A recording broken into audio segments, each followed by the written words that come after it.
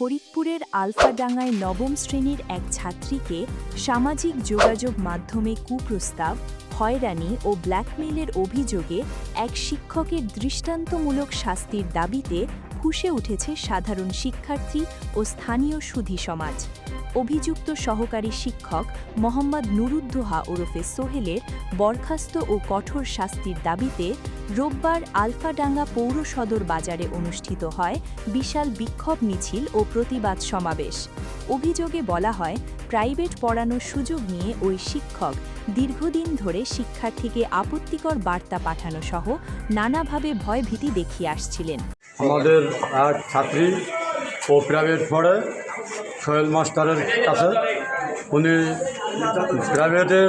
Private পড়ার সময় বিভিন্ন ভাষায় উত্ত্যক্তমূলক যৌন হয়রানি আলাপ আলোচনা করে ওই ছাত্রীকে, এবং ওই ছাত্রীর কাছে রাত 12টায় 2টায় 1টায় ফোন দেয়। আমাদের ছবি চাই, শাড়ি ভরা ছবি চাই, এবং বিভিন্ন যৌন হয়রানির কথাবার্তা উনি ফোনে বলে। এই কারণে আমরা তার বহিষ্কারের বিচারের দাবি জানাই। তার জন্য তাকে মেসেজ দেয়, পরবর্তীতে সে তাকে এমন ধরনের মেসেজতে বলে যে তোমার শাড়ি পরা ছবি দেয়, ফিটিংমূলক, উস্কানিমূলক, অনৈতিক আচরণ তার সাথে করে মেসেঞ্জারে।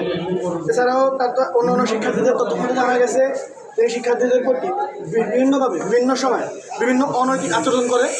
ঠিক আছে, তো আমরা এই শিক্ষকের আমরা চাই না অনৈতিক শিক্ষক অনৈতিকভাবে যারা জাতিকে শিক্ষা দেয়, যাদের কাছ থেকে জাতি নীতি নৈতিকতা শিখবে, তাদের থেকে একটি অনৈতিক শিক্ষা পাক। হ্যাঁ, আমরা চাই এমন শিক্ষক স্কুল থেকে বিতাড়িত হোক, সমাজ থেকে বিতাড়িত হোক। এ ঘটনায় 6 আগস্ট ভুক্তভোগী পরিবার উপজেলা নির্বাহী কর্মকর্তা বরাবর লিখিত অভিযোগ দায়ের করে।